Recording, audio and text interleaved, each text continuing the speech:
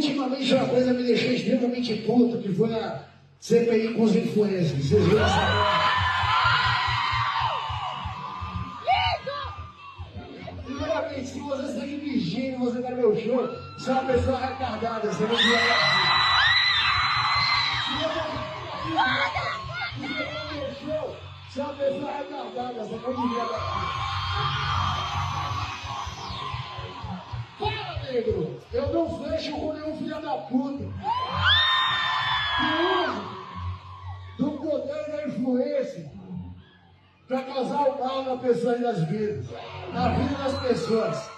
Você tem dinheiro já, você tem poder já, você não precisa foder a vida de ninguém para conseguir mais dinheiro. Isso não é criativo. Isso é falta de conduta. Isso é não ser uma pessoa boa. E não se engane. Qual?